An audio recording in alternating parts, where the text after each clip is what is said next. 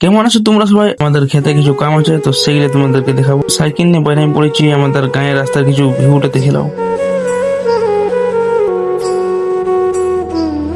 আমাদের দোকানে কিছু লিয়া দরকার, তো সেই দেখো দোকানে ঢুকে গেছি।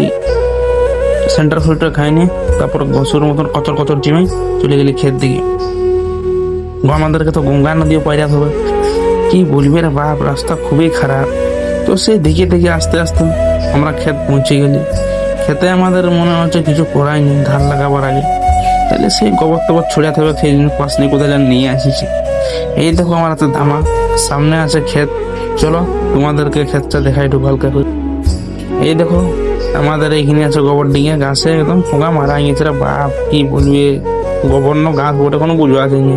আর এই যে কোদাল এখানে ফেলা আছে, তো কিছুক্ষণ হওয়ার পরে দেখো পুরো ক্ষেত্রে আমরা গোবর ছড়িয়ে দিতে। আর এইখানে একটা গোবর ডিং আছে, এইটারও গোবরটা আমাদেরকে ছড়িয়ে থাকবে।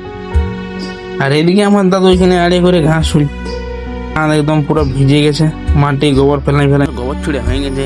এখন আমাদের একটা ভাঙাড়া চাড়ি, একটা ভাঙাত বানাতে হলো, তো সেই যে আমাদের মাটি দাদু পড়ছে, আমরা মহে মহে লেগে দিছি। তো এবার বলছে বারে মরো দেখায় ওখানে দিল। তো আজকের ভিডিওটা এখানে শেষ করছি। যদি তোমাদের ভিডিওটা ভালো লাগে তো লাইক কমেন্ট শেয়ার আর ফলো করে দিও। তো অনেকদিন পরে মিনি ব্লগ বানালি, তো কেমন হলো একটু কমেন্ট করে জানাবে। হ্যাঁ, তো এরপরে আমার রেগুলার ভিডিও আসবে, তো তখন আমার আলিটার ফলো করে রাখো।